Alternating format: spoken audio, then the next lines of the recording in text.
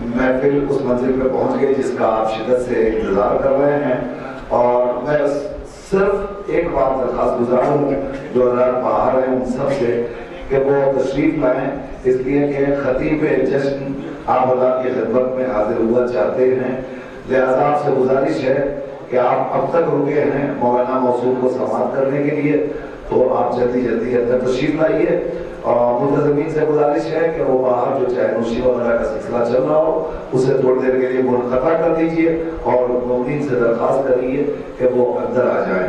محفل اختتام کی منزل میں پہنچ گئی ہے، اور میں مولانا موصوف کے استقبال میں صرف یہ 4 مصرے آپ کی خدمت میں حاضر کر رہا ہوں تاکہ محسوس ہو سکے کہ آپ مولانا کے استقبال کرنے کے لیے کس طرح سے آمادہ ہیں۔ روز یہ سوچ کے سوتا ہوں شب فرقت میں، روز یہ سوچ کے سوتا ہوں شب فرقت میں، رات گزرے گی تو پھر وقت سحر آئے گا۔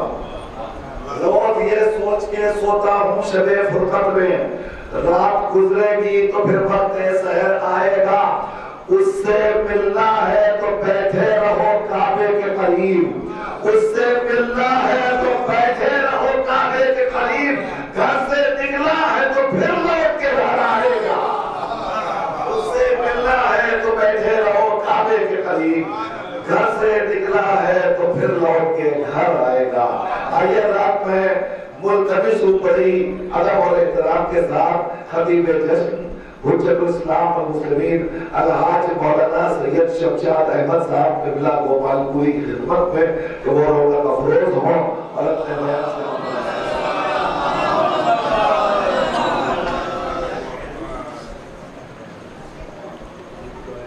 اعوذ باللہ من الشیطان اللعین الرجیم، بسم اللہ الرحمن الرحیم، الحمد لأہلہ والصلاة علی اہلہا، اما بعد فقد قال اللہ تبارک و تعالی فی کتابہ المبین وهو اصدق الصادقین وقولہ الحق۔ بسم اللہ الرحمن الرحیم، والعصر ان الانسان لفی خسر الا الذین آمنوا وعملوا الصالحات وتواصوا بالحق وتواصوا بالصبر۔ صلوات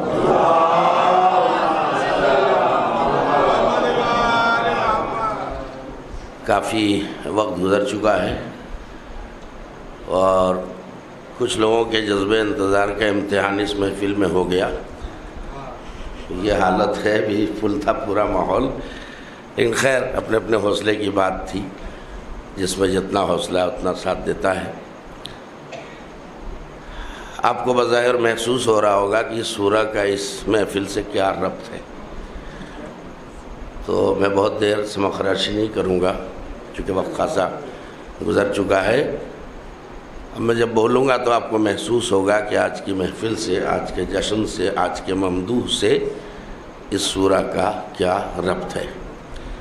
اور میں پہلے ہی عرض کر دوں کہ میں یہیں پلا اور بڑھا ہوں، میں کوئی فارنر ذخیرہ آپ کے لیے لے کے نہیں آیا ہوں، جو کچھ مال میٹیریل ہے یہیں سے ملا ہوا یہیں بکھیر کے چلا جاؤں گا، جو کچھ ہے ہم لوگوں کے پاس سب یہیں کی دین ہے، اسی شہر کی، اور ہمارے اساتذہ خدا صحت سلامت رکھے سے بہت کچھ ملا ہے۔ تو اب تھوڑا سا ساتھ آپ میرا بھی دے دیجیے، اس لیے کہ پوری محفل ہم نے شعراء کا ساتھ دیا ہے، تو اب تھوڑا سا آپ میرا ساتھ دے دیجیے گا تو جلدی سے آپ کو چھٹی مل جائے گی۔ کسی آیت کی تلاوت نہیں کی ہے میں نے، پورے سورہ کی تلاوت کر دی۔ اب دیکھیے اس میں کیا کیا نکل کے آتا ہے۔ اس سورہ مبارکہ جسے سورہ والعصر کہا جاتا ہے، اس کی ابتدا ہو رہی ہے واو قسم سے۔ اب وہی سبق جو یہاں سے ہم لوگوں نے پڑھا ہے وہی دہراؤں گا۔ واو قسم سے اس کی ابتدا ہو رہی ہے۔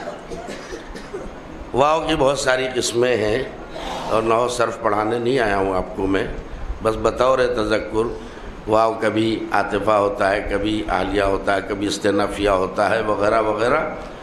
اس میں ایک واو ہوتا ہے واو قسم، جیسے اللہ پہ واو داخل کیجئے تو واللہ ہو جاتا ہے، یہ ہے قسم شرعی۔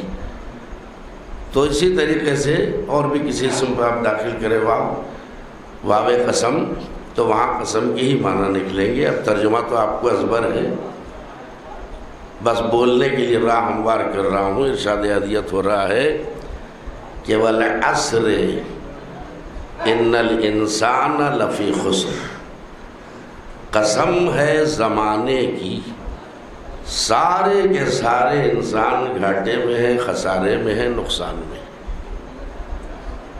اب اصول فقہ کا ایک مقولہ ہے کہ ما من عام الا وقد خص، ہر عمومیت میں ایک عدد جو ہے ایک خصوصیت پائی جاتی ہے، تو وہ خصوصیت کیا ہے؟ وہ اللہ نے بتایا. والعصر ان الانسان، الف لام جن سے، سارے کے سارے انسان گھاٹے میں. قسم ہے زمانے کی، سارے کے سارے انسان گھاٹے میں ہے. پھر فائدے میں کون ہے؟ کہ الا الذین آمنوا وعملوا الصالحات، سوائے ان کے کہ جو ایمان لائے اور خالی ایمان لانے پہ اکتفا نہیں کیا، وعملوا الصالحات، اور اچھے اچھے اعمال بجا لائے.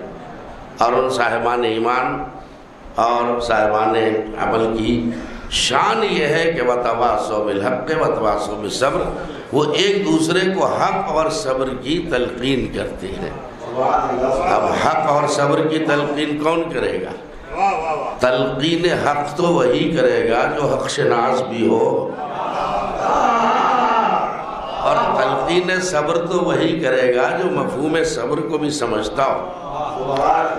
تو اب آئیے آپ دیکھیے اس سورہ کی شان یہ ہے کہ اس کی ابتدا ہو رہی ہے واو قسم سے، جس کا ترجمہ سب آپ لوگوں کو یاد ہے، کثرت سے سنتے ہیں کہ والعصر ان الانسان لفی خسر. کون قسم کھا رہا؟ قسم ہے زمانے کی، سارے کے سارے انسان گھاٹے میں ہیں، خسارے میں ہیں، نقصان میں ہیں، سوائے ان کے جو ایمان لائے اور عمل صالح بجا لائے. اور ان کی شان یہ ہے کہ ایک دوسرے کو حق اور صبر کی تلقین کرتے ہیں. یعنی جس اللہ کی سارا زمانہ قسم کھاتا ہے وہ زمانے کی قسم کھا رہا ہے. ابھی بات میری پوری نہیں ہو رہی، اس لیے سوچ رہے کہ کہنا کیا چاہ رہے، وہ تو سب سمجھ میں آ جائے گا آپ کے. سارا زمانہ جس کی قسم کھاتا ہے وہ خدا زمانے کی قسم کھا رہا ہے. تو اب یہ بتائیے کہ وہ تو خدا قسم کھا رہا ہے، ہماری قسم کا کوئی اسٹینڈرڈ، کوئی معیار ہے یا نہیں؟ ہماری قسموں کا بھی کوئی معیار ہے. میں عاشقان حیدر کرار سے پوچھ رہا ہوں بھائی، ہم بھی جب قسم کھاتے ہیں تو اس کا ایک معیار ہوتا ہے. گوبر کی کوئی قسم کھاتا ہے کیا؟ نالی ناودان کی کوئی قسم کھاتا ہے کیا؟ ہمارے یہاں بھی قسم کا ہم بندے ہیں، لیکن ہماری قسم کا بھی ایک معیار ہے کہ ہم جب قسم کھاتے ہیں کسی معیاری چیز کی، قرآن کی قسم، ایمان کی قسم، امام زمان کی قسم، تو جب ہماری قسموں کا معیار اتنا اونچا ہے تو اللہ کی قسم کا معیار کتنا اونچا ہوگا. اس بات کو سمجھیں. اب آپ نے عقیدے کے حساب سے بتائیے کہ آپ اللہ کو بے عیب مانتے ہیں یا نہیں؟ اللہ کی ذات ہے بے عیب، یہ ممکن نہیں ہے کہ وہ ذات بے عیب کسی عیبی چیز کی قسم کھائے. کیا کہنا؟ اس کی ذات بے عیب کسی عیبدار چیز کی قسم کھائے، یہ ممکن نہیں ہے، یہ ہو نہیں سکتا ہے. تو کیا مسلمانوں کا فرض نہیں ہے کہ وہ اس زمانے کو تلاش کریں کہ جو اتنا بے عیب ہوگا؟ صلوات پڑھے محمد علیہ محمد پر. تو اتنا بے عیب ہوگا جو اللہ کی نظر میں قسم کھانے کے لائق ہوگا. آؤ زمانوں کا تجزیہ کرو. کون سا زمانہ ہے جو قدرت کی نظر میں بے عیب، ذات کی نظر میں لائق قسم ہے؟ کون سا زمانہ؟ کیا جناب آدم کا زمانہ؟ کون سا زمانہ مراد ہے؟ کیا جناب آدم کا زمانہ مراد ہو سکتا ہے کہ جس زمانے میں اتنا بڑا ظلم ہوا کہ 1/4 دنیا ختم ہو گئی؟ ایسے نہیں ہو چلے گا کام، میرا ساتھ دیجئے. 1/4 دنیا ختم ہو گئی. بھئی 4 ہی تو آدمی تھے، جناب آدم، جناب حوا، حابیل اور قابیل. قابیل نے حابیل کو مار دیا، 1/4 دنیا ختم ہو گئی یا نہیں؟ صلوات پڑھے محمد آل محمد پر. اتنا بڑا ظلم ہوا. تو اس کا مطلب ہے کہ یہ زمانہ لائق قسم نہیں ہے. اور دیکھیے اپنے روزمرہ کی جو گفتگو ہے، ارے بھائی پہلا زمانہ اچھا تھا، اب زمانہ بڑا خراب آ گیا ہے. لیکن بچپن سے یہی سنتا آ رہا ہوں میں، اپنے بڑے بوڑھے بزرگ دادا سب کو سنتا چلا رہا ہوں، بڑا خراب زمانہ آ گیا. تو جسے دیکھیے وہ تو یہی کہتا ہے بھائی زمانہ بڑا خراب آ گیا ہے. تو ہمارے جو چھوٹے وہ سوچ رہے ہوں گے کہ پہلے کا اچھا ہوگا. تو پہلے کا زمانہ اچھا ہوتا تو میں بچپن میں کیوں سنتا کہ زمانہ بہت خراب آ گیا ہے. تو اب دیکھیے اتنا ٹائم تو ہے نہیں. 1,24,000 انبیاء کی زندگیوں کا اگر مطالعہ کریں آپ، انشاءاللہ ایک بھی زمانہ ایسا نہیں ملے گا جو اللہ کی نظر میں قسم کھانے کے لائق ہو. کیا جناب نوح کا زمانہ اس لائق ہے کہ اللہ کی ذات غیب اس زمانے کی قسم کھائے کہ جس زمانے میں اتنا بڑا ظلم ہوا نہیں، ہو رہا تھا مسلسل. اتنے پتھر مارے جاتے تھے جناب نوح کو کیا پتھروں کے ڈھیر میں چھپ جاتی تھی. اب تھوڑا محفل کو جگانا بھی پڑتا ہے چونکہ گفتگو امامت سے متعلق ہو رہی ہے. تو اب نبوت کا تذکرہ آ گیا، نبوت سے پھر امامت تک پہنچتے ہیں تاکہ ذرا نبوت امامت کا فرق لوگ پہچانیں. ہمارے ہاں مبالغہ نہیں ہوتا ہے، حقائق بیان کیے جاتے ہیں. وہ پتھروں کے ڈھیر سے نکالتا کون تھا؟ اللہ کا حکم تھا جبریل جاؤ، میرا نبی میرا پیغمبر پتھروں کے ڈھیر میں چھپ گیا، اتنے پتھر مارے گئے، جاؤ پتھر کے ڈھیر سے نکالو. معبود کیسے نکالوں؟ کہ کچھ نہیں، جاؤ پر مارتے جانا، پتھر ہٹتے جائیں گے. اور دیکھو میرا نبی بہت زخمی ہو گیا، اس کے ہر زخم پہ تم پر مس کر دینا، اسے شفا ملتی جائے گی. اور آپ خاموش بیٹھے ہیں. لوگ کہتے ہیں ہم اپنوں کو بڑھا دیتے ہیں. تو اب بھی سمجھ میں نہیں آیا، جو فرشتوں کے پروں سے شفا لے اسے نبوت کہتے ہیں، جو فرشتوں کو پر عطا کر دے اسے امامت کہا جاتا ہے. صلوات پڑھے محمد و آل محمد پر. تو نوح کا زمانہ نہیں، کیا ابراہیم کا زمانہ؟ جب نمرود نے زندہ جناب ابراہیم کو آگ میں ڈلوا دیا. اب بہت طویل ہو جائے گا بیان. چلیے ہو سکتا ہے ہمارے رسول کا زمانہ ہو، مگر کیا آپ بتا سکتے ہیں رسول اسلام کا زمانہ اس لائق تھا کہ اللہ کی ذات بے اس زمانے قسم کھائے؟ ایسا زمانہ کہ جب خود ایک باپ اپنی بیٹی کو، اپنے لخت جگر کو زندہ درگور کر دیتا تھا. کیا وہ زمانہ اس لائق ہے؟ اتنا بڑا ظلم اس زمانے میں کہ بیٹیوں کو دفن کیا جاتا تھا. اگر اجازت دے سلسلہ بیان کو روک کر قرآن کی ایک آیت سے استفادہ کروں اور کوئی بات پیش کر دوں، چونکہ کرنٹ موضوع پر بھی بولنا ضروری ہے. آج دنیا جو ہے جدھر دیکھیے سب اسلام کے مقابلے میں سب بستا ہے، اور جس کے منہ میں جو آ رہا ہے بک رہا ہے. کچھ منافقین بھی پیدا ہو گئے، گھر کا بیدی لنگا ڈھائے. ہاں 26 آیتیں فلاں نے اس میں قرآن میں بڑھا دی، اور یہ وہ سب آپ سن رہے ہیں. اور ایک اور ہے بیہودہ بدتمیز جو رسول اسلام کے خلاف زبان کھول رہا ہے، اور وہ دکھا رہے ہیں کہ اسلام آتنکواد کا مذہب ہے، دہشت گردی کا مذہب ہے. اگر آپ کو اسلام کی حقیقت کو سمجھنا ہے تو آپ یہ دیکھیں کہ بعثت پیغمبر سے پہلے دنیا عرب میں کیا ہو رہا تھا. چلیے میں سلانے آیا، آپ کو سلا دوں گا، نیند پوری کر لیجئے. کیا ہو رہا تھا؟ پڑھتے نہیں، لکھتے نہیں، مطالعہ نہیں کرتے، بس زبانیں چلاتے ہیں. اور وہ وسیم رشدی جیسے لوگ پیدا ہو گئے.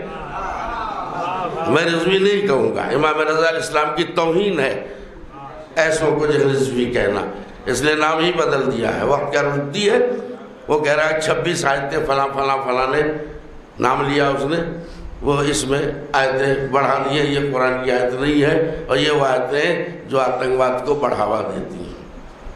مجھے نہیں معلوم آپ نے میری کلپ سنی یا نہیں، میں اس کا جواب دیا، اس کو ریپیٹ نہیں کروں گا میں. بس ایک آیت سے میں نے استفادہ کیا تھا کہ جس قرآن پر آتنکواد کا الزام دیا جا رہا ہے وہ قرآن کیا کہہ رہا ہے. اسی قرآن میں لکھا ہے الفتنۃ اشد من القتل. فتنہ قتل سے کہیں زیادہ شدید گناہ ہے. فتنہ قتل سے بھی زیادہ شدید گناہ ہے. اور چلیے اگر اسلام کاٹ مار اور قتل و غارت گردی، دہشت گردی، ظلم اور بربریت اور آتنکواد کا مذہب ہے، توجہ دیجئے گا آپ، تو وہ جو بیٹیاں دفن کی جا رہی تھیں، توجہ دیں آپ، تو یہ بتائیے وہ بیٹیاں کس کی دفن کی جا رہی تھیں؟ آپ یہ نہیں کہہ سکتے کہ مسلمان اپنی بیٹیوں کو دفن کر رہے تھے. ابھی تو نبی آئیں گے، اسلام پیش کریں گے، لوگ کلمہ پڑھ پڑھ کے مسلمان بنیں گے. سمجھے بات کو؟ لیکن وہاں معاملہ یہ نہیں، وہاں مسلمان اپنی بیٹیوں کو دفن نہیں کر رہے، کیونکہ ابھی مسلمان کہاں ہے. ابھی تو اسلام آئے گا نا، اس کے بعد لوگ کلمہ پڑھ کے مسلمان ہوں گے. وہ کافرین اور مشرکین تھے جو بعثت پیغمبر سے پہلے اپنی بیٹیوں کو زندہ دفن کرتے تھے، زندہ دفن کرتے تھے. آپ کہتے ہیں کہ اسلام آتنکواد کا مذہب ہے، تو مجھے انصاف سے بتائیے اگر آتنکواد دہشت گردی کا مذہب ہے تو کافرین اور مشرکین کی بیٹیاں دفن ہو رہی ہیں. خدا کو تو خوش ہو جانا چاہیے. لیکن پڑھو قرآن جسے تم کہہ رہے ہو کہ فلاں فلاں آیتیں ایسی ہیں کہ آتنکواد کو بڑھاوا ملتا ہے، تمہیں کچھ پتہ نہیں ہے. پڑھو قرآن. اللہ کہہ رہا ہے الموعودۃ سئلت بأی ذنب قتلت. روز قیامت ان بے گناہ بچیوں سے سوال ہوگا، ان بچیوں سے سوال ہوگا جنہیں زندہ درگور کر دیا گیا. بأی ذنب قتلت. اے بچیوں یہ تو بتاؤ کہ تمہیں کس جرم میں قتل کیا گیا. کیسا سناٹا ہے آپ بتائیے. بھائی مقام حیرت ہے نا. دنیا کی ہر عدالت میں سوال کس سے ہوتا ہے؟ قاتل سے ہوتا ہے. کسی عدالت میں مقتول سے سوال نہیں ہوتا. لیکن اللہ کی عدالت میں سوال قاتل سے نہیں ہوگا، مقتولہ سے سوال ہوگا کہ بتاؤ تمہیں کس جرم میں قتل کیا گیا. کیسا سناٹا ہے. کس جرم میں تمہیں قتل کیا گیا. میں کہوں گا معبود دنیا کی ہر عدالت میں سوال قاتل سے ہوتا ہے، اور تو قتل ہونے والی بچیوں سے سوال کر رہا ہے کہ مزاج مشیت پہچانو. میں کسی بے گناہ کے قاتل کو لائق کلام بھی نہیں سمجھتا، چاہے وہ کافر و مشرک کی بچیاں کیوں نہ ہو. اگر متوجہ ہو گئے تو ایک جملہ کہوں گا، دکھتی نس میں ہاتھ رکھوں گا. قرآن سے کچھ سیکھو. خالی ہل ہل کے قرآن پڑھنے سے کچھ نہیں ہوتا. قرآن میں مشیت کا مزاج مل گیا کہ دیکھو میں بے گناہوں کے قاتل کو لائق کلام بھی نہیں سمجھتا، میں بات بھی نہیں کروں گا. تو دنیا انصاف کرے کہ بھائی جب اللہ کافرین اور مشرکین کی بچیوں کے قاتلوں سے بات نہیں کرے گا، لفظ بدل دوں. ارے جنہوں نے کافرین و مشرکین کی بچیوں کو مارا وہ اللہ کی نظر میں لائق کلام نہیں ہے، تو جنہوں نے سید المرسلین کی بیٹی کو مار دیا ہو کہاں ہے؟ کیا وہ اس لائق ہے کہ اللہ ان سے کلام کرے گا؟ اب دیکھیں تاریخ ہے اور الگ الگ چیپٹر ہے. ایک وہ دور تھا، یا تو آپ نے مجھے تھکا دیا میں نے آپ کو تھکا دیا. ایک وہ دور تھا جب موسیٰ کے دھوکے میں 70,000 معصوم بچے ماؤں کی گود میں ذبح کر دیے گئے کہ کہیں ان میں کوئی موسیٰ نہ ہو. آپ نے نتیجہ لیا. اس کا مطلب یہ ہے کہ وہ دور تھا موسیٰ کا جب بیٹے مارے جا رہے تھے بیٹیاں زندہ رہتی تھی، اور یہ دور محمدی کہ جہاں بیٹیاں زندہ دفن کی جا رہی تھیں اور بیٹے زندہ رہتے تھے. کہیں پہنچا آپ کا ذہن یا نہیں؟ آج کا دور دور موسیٰ سے بھی بدتر ہے، دور محمدی سے بھی بدتر ہے. اب بیٹے مارے جا رہے تھے بیٹیاں زندہ رہتی تھی. اور پیغمبر اسلام کے دور میں بیٹیاں ماری جاتی تھی اور بیٹے زندہ رہتے تھے۔ آج کا دور وہ آ گیا ہے کہ نہ کسی کو بیٹوں پر ترس آتا ہے نہ بیٹیوں پر۔ وقت سے پہلے الٹرا ساؤنڈ کرا کے اور قصہ تمام کر دیتے ہیں۔ نہ بیٹوں سے محبت نہ بیٹیوں سے محبت۔ تو اب اس دور نازک میں ایک ایسے امام کے آنے کی ضرورت ہے جو ہیبت موسوی بھی رکھتا ہو، کمال محمدی بھی رکھتا ہو، جو بیٹوں کے بھی جان بچا لے، بیٹیوں کے بھی جان بچا لے۔ ایک صلوات پڑھ لیجیے۔ ایک اور صلوات پڑھ دے، مختصر پڑھ۔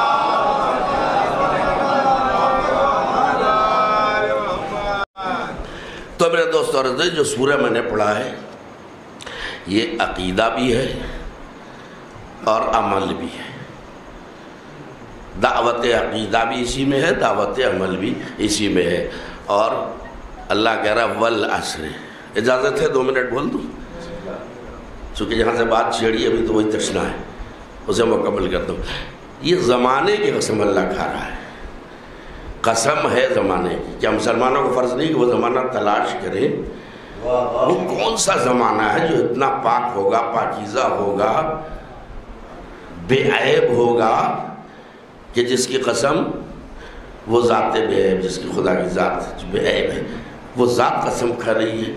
تو زمانے کو تلاش کرو نا۔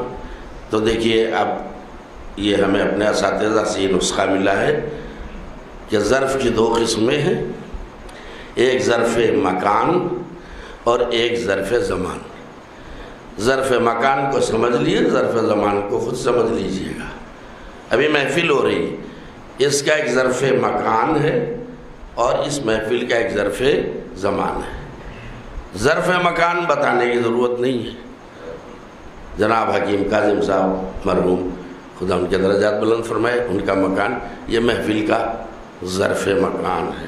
اور ظرف زمان ابھی غالباً 1 بجنے میں 10-11 منٹ باقی ہے، یہ اس محفل کا ظرف زمان ہے۔ اب میں اپنے استاد علامہ ظفر ملت اعلی مقامہ، خدا ان کے درجات بلند فرمائے، ان کا جملہ دہرا رہا ہوں چونکہ اسی سے نتیجہ لینا ہے۔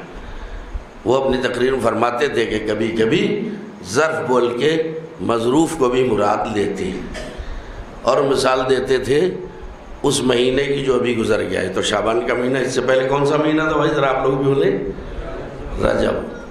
تو 22 تاریخ کو کیا ماحول رہتا ہے؟ نہا دھو کے کپڑے وپڑے بدل کے اس گھر سے اس گھر، اس گھر سے اس گھر۔ اب میں مولانا مرحوم کا جملہ دہرا رہا ہوں، تو جب پوچھا جاتا ہے بھائی کیا بات ہے آج کہاں جا رہے ہیں سج دج کے، کہ آپ کو پتہ نہیں آج 22 رجب ہے، کنڈا کھانے جا رہے ہیں۔ پھر وہ سوال قائم کرتے تھے کنڈا کھانے کی چیز ہے کیا؟ بھئی کنڈا تو ظرف کو کہتے ہیں جس میں ٹکیاں ہوتی ہیں، کھاتے ہیں ٹکیاں اور بولتے ہیں کنڈا کھانے جا رہے ہیں۔ تو اس کا مطلب یہ ہے کہ زبانوں کا مزاج ہے کبھی کبھی ظرف بول کے مظروف کا مراد لیتے ہیں۔ تو آئیے دیکھیں کیا قرآن کا بھی یہی مزاج ہے یا نہیں؟ یہ مزاج آپ کو قرآن میں بھی مل جائے گا۔ چھوٹی سی آیت بڑا سا مطلب، ارشاد ہدیت ہو رہا ہے۔ ابھی ظرف مکان کی بات کروں، ظرف زمان خود سمجھ لیجئے گا۔ ارشاد ہدیت ہو رہا ہے ان اول بیت وضع للناس للذی ببکۃ مبارک وہدی للعالمین۔ ہم نے سب سے پہلا بیت جو عالمین کی ہدایت کے لیے بنایا وہ بکہ میں ہے، اور بکہ مکے میں ہے۔ بکہ خاص وہ زمین جہاں خانہ کعبہ کی تعمیر ہوئی۔ ہم نے سب سے پہلا بیت جو عالمین کی ہدایت کے لیے بنایا وہ بکے میں ہے۔ اب ہدایت کے معنی آپ کو بتانے کی ضرورت ہے کیا؟ ہدایت یعنی راستہ دکھانا۔ کیا کہا میں نے؟ اور راستہ کسے دکھاتے ہیں؟ جو راستہ بھول گیا ہو یا راستے پہ آ کے بھٹک گیا ہو۔ اللہ آپ کو حج و زیارت سے مشرف کرے۔ میں حج کر چکا ہوں، میں نے منظر دیکھا ہے کہ لوگ جو ہے کتنے حاجی راستہ بھول جاتے ہیں۔ اور بھول کیوں جاتے ہیں؟ آئے تھے عید گیٹ، اس گیٹ سے کعبے کا چکر لگایا تو ایسا چکر آیا کہ یہ بھول گئے کس گیٹ سے آئے تھے۔ آئے ادھر والے گیٹ سے، نکل کے جا رہے ہیں ادھر والے گیٹ سے۔ تو جب سمت بدل دی تو جتنا چلتے جاؤ گے منزل سے دور ہوتے جاؤ گے۔ اب وہ پریشان، ادھر کی زبان عربی، ان کی اردو کے بس آقا یہ باللہ یہ دیکھیے یہ ایڈریس ہے۔ اب وہ قرینے سمجھ جاتے ہیں بھٹک گیا ہے۔ میں کہتا ہوں ان حاجیوں کو کیا ہو گیا؟ کیا قرآن پہ ایمان نہیں رکھتے؟ اللہ نے اعلان کر دیا ہے کہ سب سے پہلا بیت جو عالمین کی ہدایت کے لیے بنایا وہ مکے میں ہے، یعنی خانہ کعبہ بیت۔ تو حاجی صاحب جاؤ نا بیت سے راستہ پوچھو۔ قرآن نے دعویٰ کیا اس کا کام ہے راستہ بتانا، تو ہر حاجی بگڑ جائے گا، ہمیں الو سمجھ رکھا آپ نے۔ ارے ہم اس سے پوچھیں بھی تو راستہ بتائے گا۔ تو اگر ہمت ہو تو اس کو بھی وسیم رشدی کی طرح سے اس آیت کو نکال دو نا قرآن سے۔ نہیں یہ قرآن کی آیت تو ہے، تو میں کہوں گا مطلب سمجھا دو۔ ارے مولانا کبھی کبھی ظرف بول کے مظروف کو مراد دیا جاتا ہے۔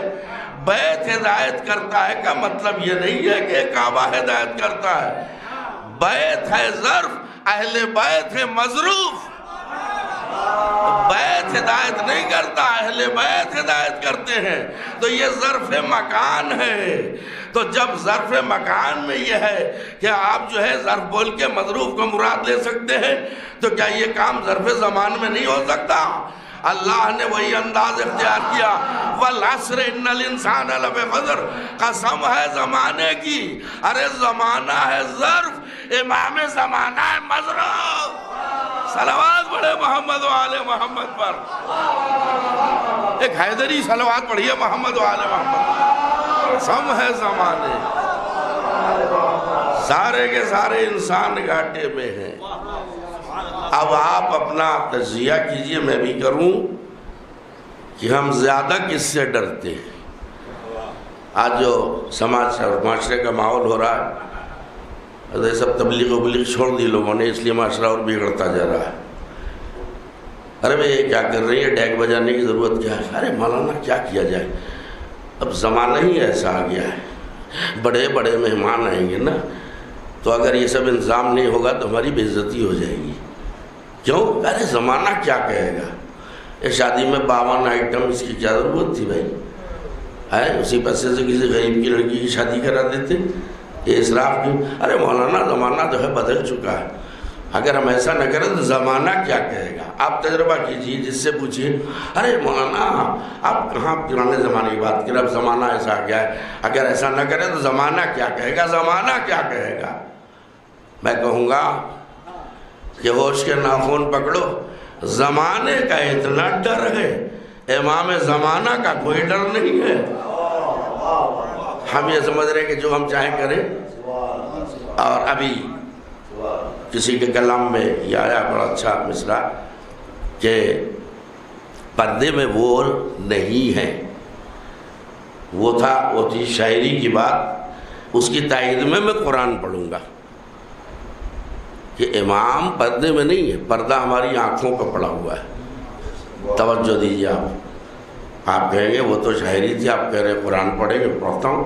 ارشاد ہدیت ہو رہا ہے کہ قُلْ اعْمَلُوا فَسَيَرَ اللَّهُ عَمَلَكُمْ وَرَسُولُهُ وَالْمُؤْمِنُونَ۔ قربان جائیے اس آیت کے اوپر، تمہارے خدو میرے حبیب کہہ دو ان سے کہ تم عمل کرو، مگر دھیان رہے تمہارے عمل کو اللہ دیکھ رہا ہے، اس کا رسول دیکھ رہا ہے، والمؤمنون، اور کچھ مومنین دیکھ رہے ہیں۔ اب ہم تو یہ سمجھیں گے ہم ہی ہیں مومنین، آپ سوچیں گے ہم ہیں مومنین۔ تو معذرت میں توہین نہیں کر رہا ہوں، مجمع میں جتنے لوگ بیٹھے ہیں سب سے میرا سوال ہے، بتائیے آپ کے پیچھے کون بیٹھا ہے؟ کیا کہا میں نے؟ ارے ہمیں یہ تو پتہ نہیں کہ ہمارے پیچھے بیٹھا کون ہے، ہم لوگوں کے اعمال پہ شاہد کیسے ہوں گے؟ اس کا مطلب یہ ہے کہ مومنون پر جو الف لام داخل ہے یہ بتا رہا ہے کہ خاص مومنین کا گروہ ہے، ایک خاص گروہ ہے جو دیکھنے میں اتنا ہی پاورفل ہے جیسے اللہ، جیسے اس کا رسول۔ ان کے دیکھنے میں ہمارے دیکھنے میں بہت فرق ہے۔ ہمارے وجود میں نور سرسوں کی دال کے برابر، اس کے مسور کے دال کے برابر رکھا گیا ہے، اتنا سا نور رکھا گیا ہے، تو ہم کدھر دیکھیں گے؟ ادھر کا دیکھ رہا مجھے، ادھر تو نظر نہیں آ رہا ہے، ایسے کر لیا ادھر کا، پردے میں چلا گیا، نہیں دیکھ رہا، تھک تو نہیں گیا؟ جلدی سے کہہ دو بات، اب جدھر آنکھیں پھریں گی ادھر کا نظر آئے گا، نہ پیچھے کا، نہ دائیں کا، نہ بائیں کا، کیونکہ ہم دیکھنے میں آنکھوں کے محتاج ہیں، لیکن جن کا خمیر ہی نور سے اٹھایا گیا ہو وہ دیکھنے میں ہماری طرح آنکھوں کے محتاج نہیں ہے۔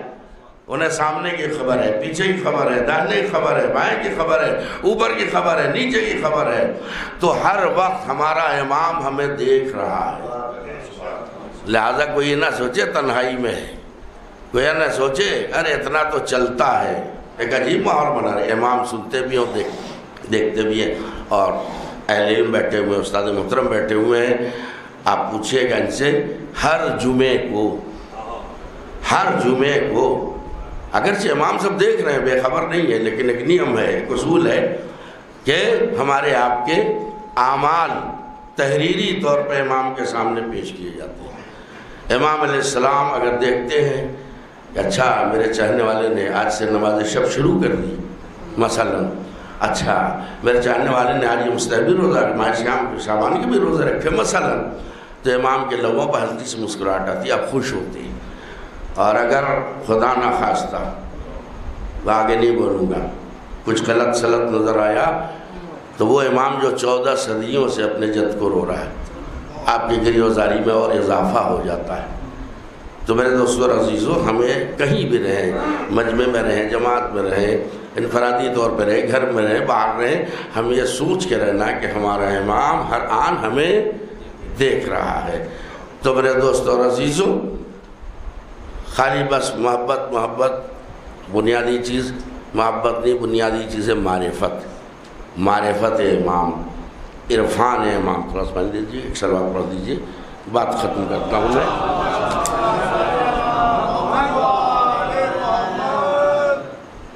صرف ترجمہ اور اس سے نتیجہ۔ تو اب آپ دیکھیں کہ قسم ہے زمانے کی، چھوڑ رہا ہوں سب، کہ سارے کے سارے انسان گھاٹے میں، خسارے میں، نقصان میں، الا الذین آمنوا وعملوا الصالحات۔ تھوڑا سا اور برداشت کر لیں تاکہ میں مقطع کا بند پیش کر دوں۔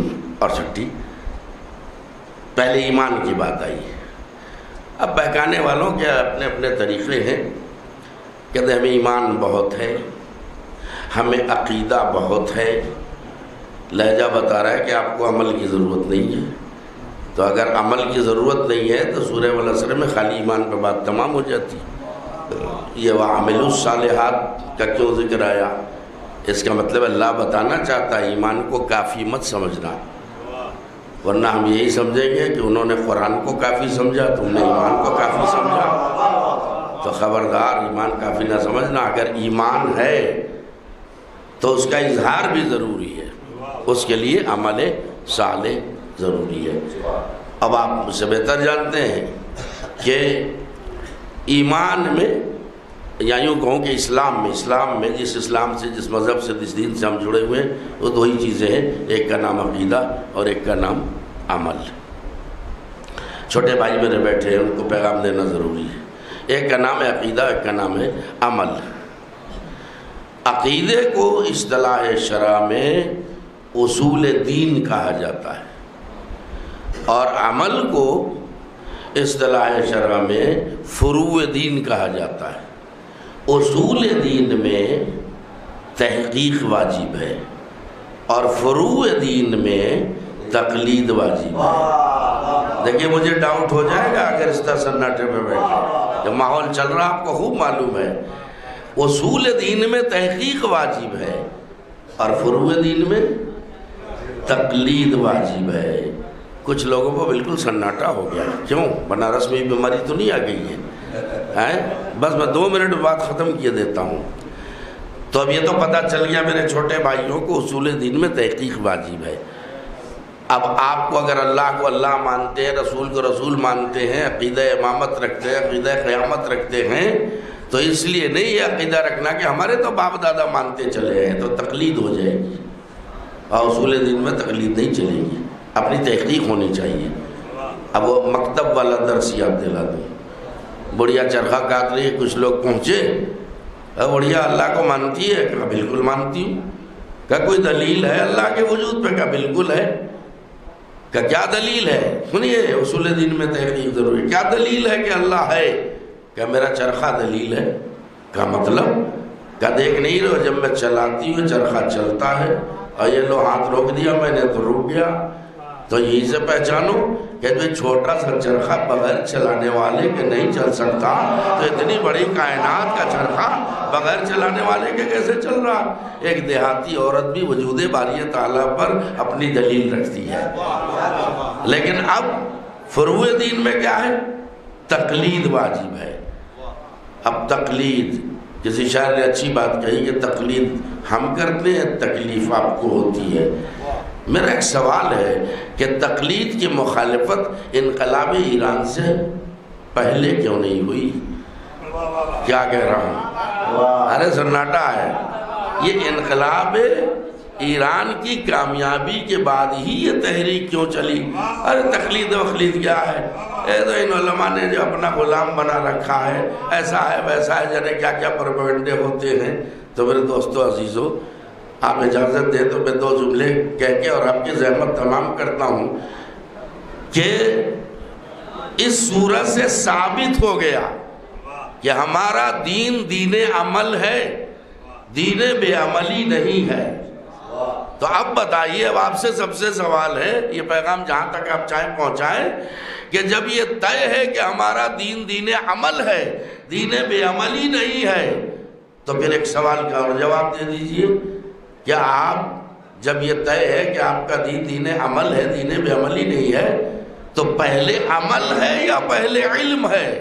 ذرا بولتے جائیں نا ساتھ میں ایسے ہی تبلیغ پڑھتا ہوں، تقریر کرتا ہوں تو مجھے تقویت ملتی ہے جب آپ ساتھ دیتے ہیں کہ جب یہ طے ہے کہ ہمارا دین دین عمل ہے، تو یہ اور بتائیے کہ پہلے عمل ہے یا پہلے علم ہے؟ جب تک آپ نہیں بولیں گے میں آگے نہیں بڑھوں گا، صبح ہو جائے گی ہے۔ پہلے علم ہے نا، تو ایک سوال کا اور جواب دیجئے کہ جب عمل سے پہلے حصول علم ضروری ہے تو علم آپ کو عالم سے ملے گا یا جاہل سے ملے گا؟ بولتے جائے نا، علم عالم سے ملے گا نا۔ اگر عالم سے ہی بغاوت کر بیٹھے، صلوات پڑھے محمد و آل محمد، تب علم کہاں سے ملے گا؟ اس لیے اگر بعمل زندگی گزارنی ہے تو حصول علم ضروری ہے، اور جسے علم درکار ہے اسے در علم پر جواسائی کرنی پڑے گی اور کسی عالم سے کے رابطے میں آنا پڑے گا۔ اب آپ بتائیے کہ جب ایک طالب علم کا اتنا بلند مرتبہ ہے کہ طالب علم راستہ چلتا ہے یا مکتب جاتا ہے دینی تعلیم حاصل کرنے کے لیے، تو فرشتے اس کے قدموں کے نیچے پر بچھاتے ہیں، تو عالم کا کیا مرتبہ ہوگا؟ بس ختم ہو رہی بات، میری ختم ہو رہی بات۔ عالم کا مرتبہ کتنا بڑا ہوگا؟ اور عالم کا جب مرتبہ اتنا بڑا ہوگا تو یہ بتائیے کہ پھر اگر کوئی مجتہد ہو اس کا کتنا بڑا مرتبہ ہوگا؟ کوئی مرجع ہو، کوئی عالم دوران ہو، یہ جتنے لوگ دشمنان اسلام کے ہاتھ کا کھلونا بنے ہوئے ہیں وہ ہوش کے ناخن پکڑے۔ بس آخری بات ہے میری، آپ یہ بتائیے کہ یہ جو ایک سلسلہ چل رہا ہے، علماء کو معاذ اللہ گالیاں دے رہے ہیں، لعنتیں بھیج رہے ہیں، مراجع تک کو، عالم دورہ تک کی توہین کر رہے ہیں، ان احمقوں کو کون سمجھائے؟ تم کسی بھی مرجع پر لعنت بھیجتے رہو، لیکن لعنت کا یہ اصول ہے کہ ہر لعنت اپنا مرجع خود ڈھونڈ لیتی ہے۔ صلوات پڑھیں محمد و آل محمد۔ ہر لعنت اپنا مرجع خود تلاش کے لیے پلٹ کے کہیں تمہیں پہ نہ آ جائے۔ اور پھر یہ نعمتوں کی ناقدری، اللہ نے کتنی بڑی نعمت دی ہے۔ اب ادنا سے اعلیٰ تک آپ خود پہنچ جائے گی، یہ میری بات تمام ہو جائے گی۔ آپ یہ بتائیے، آپ ہندوستانی لوگ ہیں، مجھے بتائیے کہ جتنے سروس مین لوگ ہیں یہاں 60 سال کی عمر میں ریٹائر ہو جاتے ہیں یا نہیں؟ بولو نا بھائی، ذرا باہر والوں بولو، ہو جاتے ہیں نا؟ یہ 60 سال ہوتے ہی ریٹائر کیوں کر دیا؟ پوچھئے حکومت سے، ارے بھائی ابھی تو ٹھیک ٹھاک ہے یہ کہ کچھ نہیں بس، ارے بھائی 60 سال کے ہو گئے تو مطلب ہٹا کیوں دیا؟ کہ نہیں ابھی گھر بیٹھے پینشن ملتی رہے گی، لیکن اب یہ دفتر کے مطلب کے نہیں رہے۔ کیوں نہیں رہے؟ کہا رہے آپ کو پتہ نہیں 60 سال کے بعد دماغ ویسے کام نہیں کرتا جیسے جوانی میں کرتا ہے. کیا کام ہے؟ اس لیے 60 سال کے بعد ان کو اب آفس میں نہیں آنا ہے، سارا کام خراب کر دیں گے، دماغ کام کرے گا نہیں. آپ لوگ محسوس کر رہے ہیں. تو یہاں کے جتنے بھی ملازمین ہیں وہ 60 سال میں نوکری سے برطرف کر دیے جاتے ہیں، ریٹائر کر دیے جاتے ہیں. آج تک کوئی مرجع ریٹائر ہوا ہو تو بتاؤ. کیسے سن رہے ہیں؟ کوئی مرجع تقلید آج تک ریٹائر ہوا؟ اب مرجع کی عمریں دیکھیں آپ، علم دین کی برکت دیکھیں. کسی کی عمر 90 سال، کسی کی 95 سال، کسی کی 100 سال، کسی کی 105 سال. اور پھر اتنے مراجع میں سے ایک عدد ہوتا ہے عالم. اب جو لوگ اردو سے قریب ہیں وہ کیف اٹھائیں گے، اتنا بڑا عالم اور اس میں ایک عدد عالم. کیا کہنا؟ اتنا بڑا عالم اور اس میں ایک عدد عالم. اور پھر اتنے بڑے عالم میں کروڑوں شیعہ، سب کے مسائل الگ الگ، سب کے مسائل الگ الگ، اور جواب دینے والا ایک. اور جس کو جواب دیا بالکل صحیح دیا، نہ قلم تھر تھرایا، نہ زبان پھسلی، نہ دماغ بہکا. تو سوچو جب ہمارے مرجع کا دماغ اتنے اعلیٰ پائے کا ہے تو نبی کا دماغ، ہمارے امام کا دماغ کتنے پائے کا ہوگا. جو مرجع کو نہیں پہچان سکتے وہ امام کو کیا پہچانے گا؟ یہی علماء ہیں، یہی مراجع ہیں، یہی مجتہدین ہیں جو ہمیں ہمارے امام سے قریب کرتے ہیں. ہماری کیا اوقات بساط ہے کہ ہم ڈائریکٹ امام سے مل لیں؟ یہ وہ ہستیاں ہیں کہ جو ہمیں امام سے ملاتی ہیں. لہٰذا آپ لوگوں کے بہکانے میں نہ آئیے. اگر علماء سے دور ہو گئے تو 100% اپنے امام زمانہ سے دور ہو جائیں گے، بالکل دور ہو جائیں گے. اگر امام سے قریب رہنا ہے تو آپ علماء سے قریب رہیں، ان کا احترام کریں. ہر حال میں یہ واجب الاحترام ہے. مراجع کی قدر و قیمت کو پہچانیں. اور بس اب ہم خود کو پہچانے نہ پہچانے، ہمارا دشمن ہمیں پہچان گیا. ہم اپنے امام کو پہچانے نہ پہچانے، لیکن کمال کی بات ہے دشمن پہچان گیا. آدھے منٹ کی بات ہے، جب دنیا کی تیسری بڑی طاقت اسرائیل اور مٹھی بھر حزب اللہ، اور جب ان کا مقابلہ ہوا، جنگ ہوئی، چند سال پہلے کی بات ہے، آپ کو معلوم ہے. تو آپ کو معلوم ہے نا، وہ حزب اللہ ہی، حسن نصر اللہ کے تربیت یافتہ لڑکے جن کی عمریں 14 برس، 16 برس، 17 برس، 18 برس کی عمر کے بچے، انہوں نے لوہے کے چنے چبوا دیے. تو آپ نے وہ منظر دیکھا ہوگا ٹیلی ویژن پر کہ اسرائیلی فوجی گلے مل مل کے رو رہے تھے. شکستیں تو اور بھی لوگ کھاتے ہیں لیکن ایسا منظر نہیں دیکھا ہوگا. گلے مل مل کے رو رہے تھے. اوہو، پوری دنیا میں ہماری انسلٹ ہو گئی، ہم بڑی طاقت ہو کے مٹھی بھر نوجوانوں سے ہار گئے. آپ کیوں سناٹے میں، آپ کو کیوں پریشانی ہے؟ غور کریں آپ. ہار گئے ہم. تو اب ہارنے والے بعد میں میٹنگ کرتے ہیں. یہاں بھی ہوتا ہے نا الیکشن کے بعد اگر کوئی ہارتا ہے تو بیٹھتے بھی سبب تلاش کرو کیوں ہار گئے. تو وہاں بھی ایک پنچایت بیٹھی کہ ہم کیوں ہار گئے.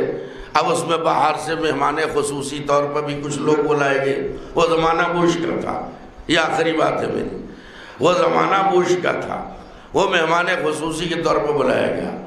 اب سب نے جو اپنی اپنی تجاویز پیش کی، یہ سبب ہو سکتا ہے، وہ سبب ہو سکتا ہے. بش سے سوال ہوا، آپ بتائیے سر ہماری ہار کا سبب کیا ہے؟ جبکہ آپ بھی ہمارے حمایتی ہیں، ہر طرح ساتھ دیتے، پھر بھی ہم ہار گئے. سنے جملہ. اب وہ جواب تو انگلش میں دیا ہوگا لیکن ہندی پیپر میں تو اس کا ترجمہ آئے گا نا. تو جو ترجمہ ہم نے ہندی اخبار میں پڑھا وہ سنا رہا ہوں. جیسے ہی سوال ہوا کہ سر بتائیے ہماری ہار کا سبب کیا ہے، مٹھی بھر نوجوان اور انہوں نے ہمیں اتنی بڑی چوٹ دے دی اور شکست دے دی، ہماری ہار کا سبب کیا ہے؟ تو وہ کہتا ہے مجھے تو ایسا لگتا ہے کہ ہمارا کوئی شترو پردے میں چھپا ہوا ہے، وہیں سے بیٹھے بیٹھے ہمارے سارے منصوبے فیل کر دیتا ہے. کیا کہہ رہا ہوں میں؟ تو میں کہوں گا ارے مسٹر بش، ارے ابھی وہ شترو پردے میں ہے تو گھبراہٹ کا یہ عالم ہے، جب پردہ اٹھے گا تو کیا عالم ہوگا۔ انشاءاللہ ہم آپ سب ظہور امام سے بہت تیزی سے قریب ہو رہے ہیں۔ میں کہتا ہوں جو سن معین کرے وہ سن کی ہے، ہمارے ہاں سن معین کرنے کی اجازت نہیں ہے، نہ ہمیں پاور ہے، نہ حق ہے، اللہ عالم الغیب ہے، اس کے علم کب آئیں گے۔ ہاں ہمیں علامتیں بتائی گئی ہیں، علامتیں دیکھتے جاؤ، اندازہ لگاتے جاؤ، ہم اپنے امام کے ظہور سے انشاءاللہ بہت تیزی سے قریب ہو رہے ہیں۔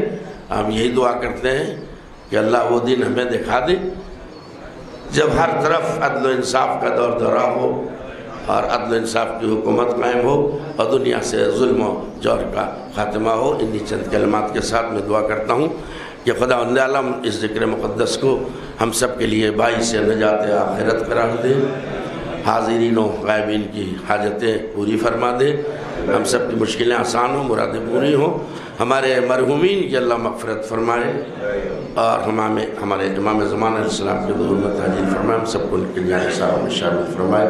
والسلام علیکم ورحمۃ اللہ۔ بسم اللہ الرحمن الرحیم۔ اللہ و ملائکتہ یصلون